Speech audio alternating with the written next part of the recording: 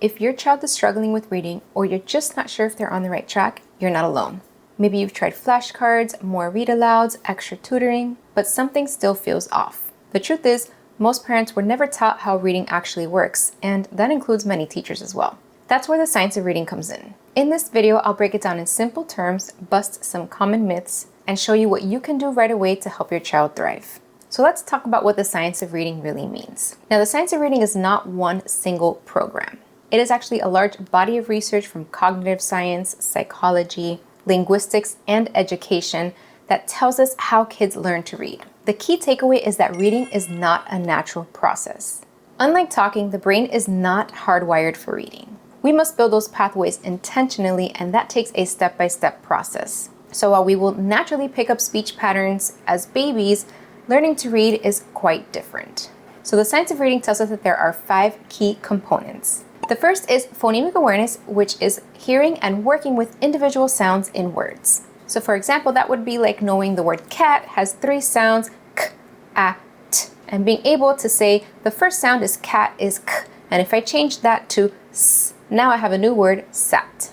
That is all phonemic awareness. Second is phonics, which is matching the sounds to letters. So that is knowing that cat is spelled C-A-T and sat is spelled S-A-T. Fluency is reading smoothly and accurately and with appropriate expression. So it's how we don't sound like robots when we're reading, or we spend too much time working on decoding the words that it doesn't sound fluent. It doesn't really flow well.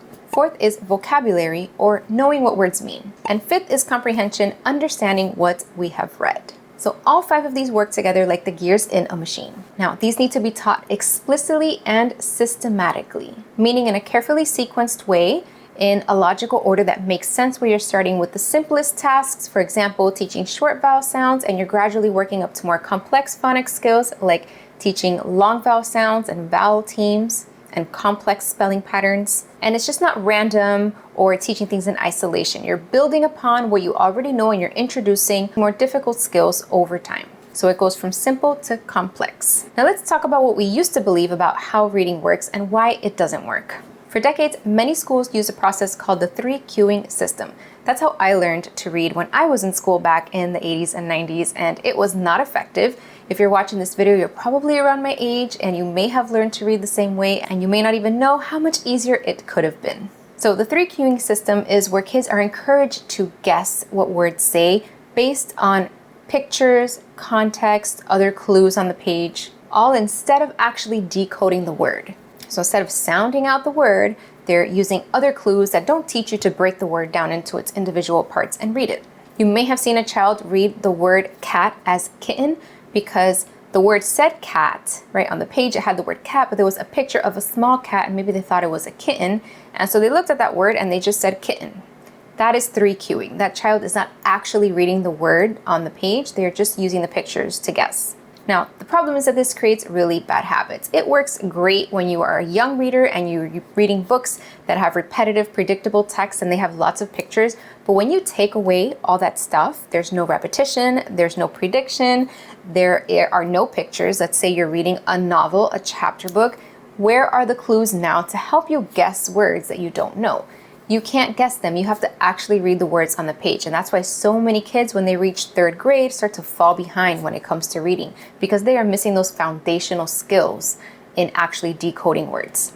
So according to the science of reading, kids need to decode words or break words down into their individual sounds and put them back together. So I'm going to give you a real world example. Let's say the word is ship, and 3 cueing might teach them to guess based on the picture. But decoding strategies teaches them to break it down into sh, I, p, and then blend it together. Sh, I, p, ship. This builds real reading skills that transfer to new words later on. So now we're giving them tools that they can actually use and transfer to unfamiliar new words, which is a much better skill than just relying on pictures that will eventually disappear. Now let's talk about some common myths that keep kids stuck. Myth number 1 is that kids will learn to read naturally if they're surrounded by books. I was told this even in college all the time. A print-rich environment is what makes kids read.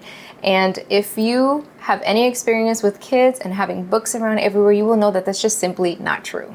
While exposure to books does build students' vocabulary and content knowledge, they have to actually read those books to get that or listen to the books. Decoding actually has to be taught. They're not just going to look at words and eventually figure out what the words are and how to sound them out. We have to actually teach that to our kids.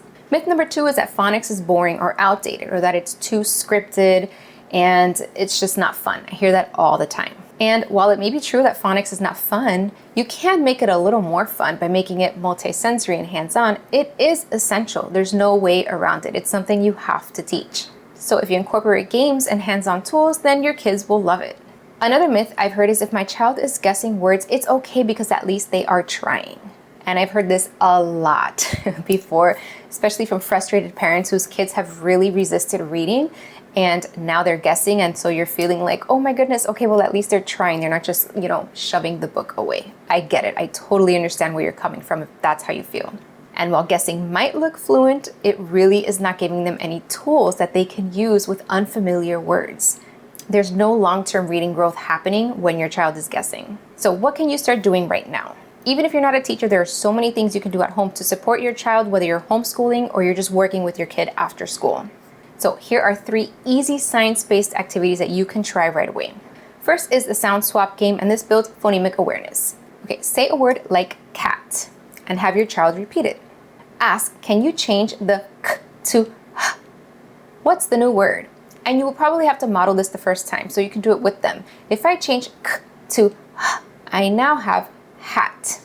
And now you can have your child do it again. Choose another word and have them repeat that task. You can do a couple of these while you're walking, when you're in the car driving, when you're waiting at a restaurant. I mean, this is such a quick and easy thing you can do to build phonemic awareness from anywhere. Second activity you can do is something called tap and blend. This builds decoding. Say, I'm going to give you some sounds. I want you to tap them with me. D, a, g. So you would tap d, a, g. You can use manipulatives if you want. You can just hold the fingers up, however you want to do it. But you are trying to visualize that there's 3 sounds in dog, so they can see 3 or feel 3 taps. So you would say d, a, g. What's the word? And have them put it together to make dog. Let your child blend the sounds into the word and then repeat it with more 3-letter words. Another easy activity you can do is a book hunt, and this will build phonics. So grab any book and just say something like, let's find all the words with p in them, or sh, whatever sound you want to focus on. Obviously a sound that they already know. Don't give them a sound they don't know. So a sound that they would be familiar with, you can say, let's look for all the words that have this sound, and then they can just, with you or on their own, go through and see if they can find some words with that sound. Remember that sound and spelling are not the same thing. So we have 44 sounds in English, but we have over 250 ways to spell all those sounds. So if you say sh, remember there are several ways to spell that, and it's okay if they point to different spellings of the same sound. So all of these take 5 minutes or less, and they work beautifully when done consistently. So you can do these 3 every single day throughout the day at different points of the day, and you're building phonemic awareness, decoding, and phonics skills. When kids learn to read, using methods that align with the science of reading and how the brain works, everything changes. They feel more confident, they want to read, and they stop guessing because they finally have the tools that they need. And when parents and teachers have these tools, they stop feeling overwhelmed. You don't need a degree to teach your child how to read, you just need the right tools. If you want to make this even easier, you can grab my free Reading Foundations cheat sheet linked in the description below. It includes 5 quick activities, a glossary of terms you should know, and links to other phonics resources I recommend. Now, if you want to know if your child is showing signs that they need extra help with reading, watch this video next where I break down 3 red flags most parents miss and what to do about them.